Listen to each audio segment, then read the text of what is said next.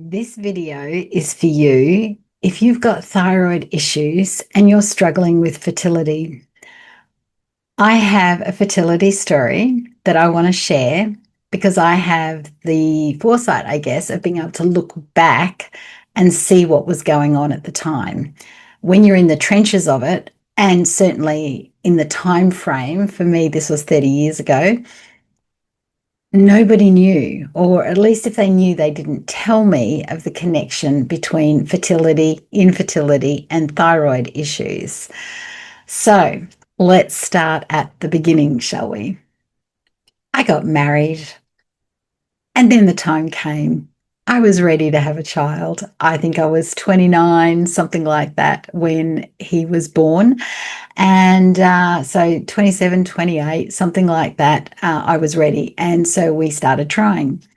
Luckily for me, which I didn't know at the time, we fell pregnant fairly quickly, like a few months, like it wasn't long in the scheme of things, right? And I certainly wasn't expecting it to be as quick as it was. So great, yay. I was very sick. I wouldn't say I had the morning sickness disease, the one myo, whatever it is called, the one with a strange name.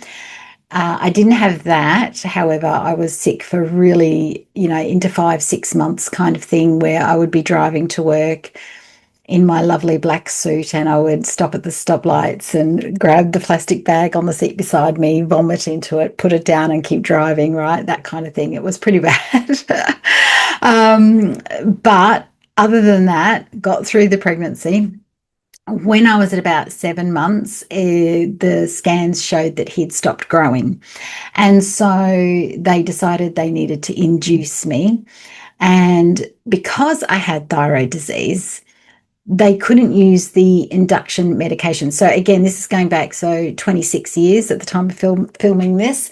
So maybe they can now, I don't know. But at that time, the medicine that they used to induce you or to relax your uterus or whatever it was, they couldn't use on me because of the thyroid medication. And so they said, oh, no, there's no choice. It was a C-section. And when you're around 7 months, you don't care mostly. You just want it over with, right? I'm sure some women really care and want the natural birth, but I was very much at this point in time where I was like, that's okay. Let's just get on with it. Let's just book it in. Let's go, which we did. All right. So he was born, healthy baby boy. He was little, but he grew fairly quickly. 6'2" now, so he was fine. But then after that, there was no milk, right? There was no colostrum. The colostrum did not even come in for 4 or 5 days. So where most women would have colostrum only for 4 or 5 days and then the milk came in, I didn't even have that. So they were feeding him with, I think, donated breast milk from the nursery. I don't know where that came from. It was just all a bit of a blur at the time. And I was very confused. Again, nobody, no nurse, no midwife, no doctor said to me, oh, that's okay, you've got thyroid disease. It's normal for you to have low milk supply. So, for years, I thought it was me. I thought there was something wrong with me, that I was not producing milk for my child. When we left the hospital, the milk had come in by then, so the colostrum did come in. It was just very slow. I breastfed for about 3 weeks, and I was doing everything in my power to increase the milk. And this was the time of, we didn't have, Google. We didn't have the computer that we could quickly look up, how do I increase my milk supply? And I would be pumping, because I did know that that was supposed to increase milk supply. And I was also pumping to try and, get the reserves up and have some ready to go if in case there was no milk at the next feed. My husband would sit there because I would get tired pumping with the pump, and he would pump. And after about 3 weeks, our boy was still not getting enough nourishment, still not getting enough milk, and I was miserable. So I was just beside myself and overwhelmed. And so he got swapped to formula. The doctor said, nah, he needs more. So he got swapped to formula.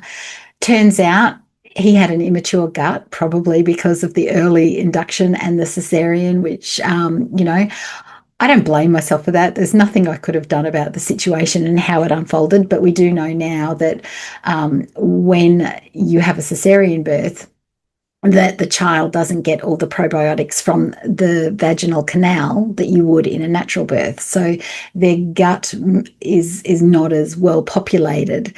So therefore they can't cope with normal, formulas and that sort of thing. So after doing a bit of checking, talking with people and that sort of thing, he ended up on goat's milk formula, and that suited him for quite some time. I think all of his, babyhood, he was on goat's milk formula. So no pumping, no more milk, and it just went away. Like there was none of this, having to cope with the letdown of milk. No, no, no, it was just gone because there was no more baby attached, right? So I didn't know. You don't know what you don't know, right? Fast forward about 18 months later, we decided now's a good time to have another baby. Well, nothing happened. And it just went on and on and on, which was very confusing because we fell relatively easy the first time round. So it was like, by this time though, actually, no, there was still no internet. I'm just trying to think back. There was still no internet. I was doing everything I could, from reading from the library. I think we were living in a caravan in this point in time, traveling around with my husband's work. So any of the local libraries we went to anyway for our boy to play at the library. And I would read any book that I could on trying to figure this out. So I still don't think at this point I knew that it was thyroid related or could be thyroid related. I certainly knew that it was likely high estrogen related because I was overweight. I always had been since my thyroid kicked it in at 21. So there was that. I was starting to understand the high estrogen levels, and estrogen causes infertility. That's why we take an estrogen pill to stop us getting pregnant, right? So high estrogen levels in the body can generally lead to infertility.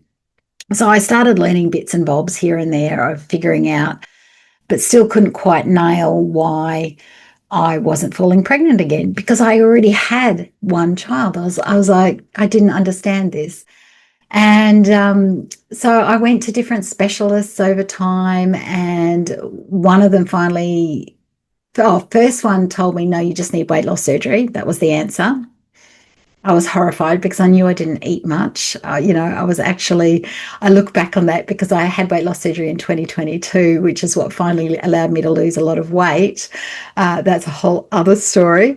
But at the time, that was his answer to my infertility, or my secondary infertility. So that's what they call it when you can't have a second child, or you've already had a successful one. And so I went away going, okay, we just keep trying. I just keep researching and all that sort of thing. I went to another specialist at some point in time who finally diagnosed me with endometriosis. And that explained, my heavy periods as a child. I say a child because I started getting my periods at 11. And so that explained a lot of that kind of thing. It explained the clotting and all that sort of hoo-ha. And it did to a degree explain the secondary infertility, even though I couldn't explain why I still got pregnant the first time around, apart from the fact that I was meant to have one child, right? So then after that, I had laser surgery for the endometriosis, and I was sent away and told, yep, you'll be right, off you go, much like you get given your thyroid medication and told, yep, you'll be right, off you go. Patterns, right? And still nothing. So fast forward 29 when I had him, and by the time I got to 42, I'd had enough. And I always said, because of the endometriosis and all of that kind of thing, that once I'd had enough, I was having a hysterectomy. And I did.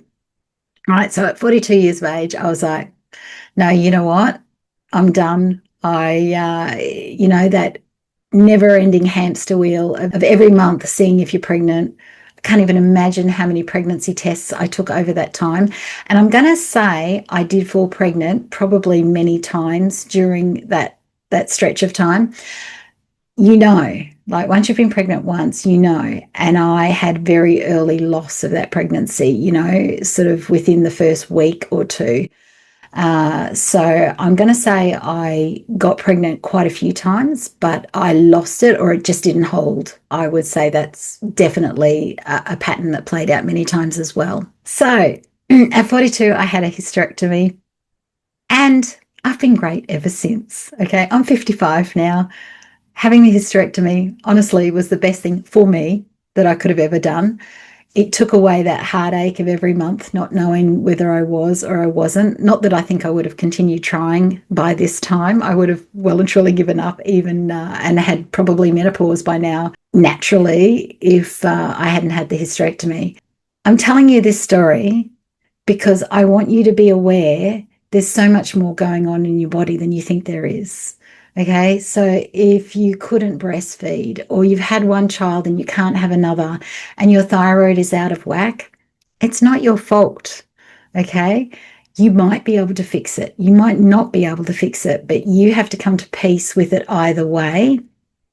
And you need to hunt down the specialists that will help you get your thyroid running beautifully even if you want to start having children, because if that's not running, if you don't check your thyroid, at least once a year to see where you're at, then you're going in with your eyes shut. The thought of trying to get pregnant, you might get lucky like I did the first time around, but if you want to give yourself the best chance, plus the baby has to have a good chance of health. And if your thyroid is not level, like I had blood tests through my pregnancy every 6 weeks, because if mum's thyroid is not running well during pregnancy, it used to be called mongoloidism, so some sort of retardation or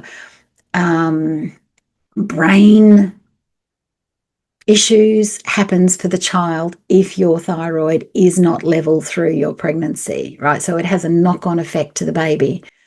So it's really important that if you're thinking about having a child and you have thyroid issues, that you get that straightened out first, even if it takes you a year, even if it takes you 2 years. That is your priority before you start trying to have a baby. So, and if you have problems regardless of getting that straight, it's not your fault, right? You'll get what you're meant to get, which is why I never pursued IVF or anything like that the second time around. And I know many do, and that's okay. I was still very much in the mindset of I'll get what I'm meant to have. And if I was meant to have one child, I was meant to have one child. And that was that, right? Which is what happened. So I'm sharing this story just simply because I know there are a lot of young women out there that are struggling in this area and struggling with breastfeeding, struggling with getting pregnant and all of the things. And I just want you to know it's okay. It's not your fault. There is probably help there for you if you go searching for it, but only if you know that that's the help you're looking for. Okay, so I'm sending you much love on your fertility journey. And if you've been through a journey like this and you've got some good stories or some truthful stories that you want to share with other women with thyroid disease that is having problems with fertility or breastfeeding or anything like that, please share in the comments below, but please share mindfully of, what headspace that the people reading it might be in. And let's have a conversation around fertility and thyroid disease.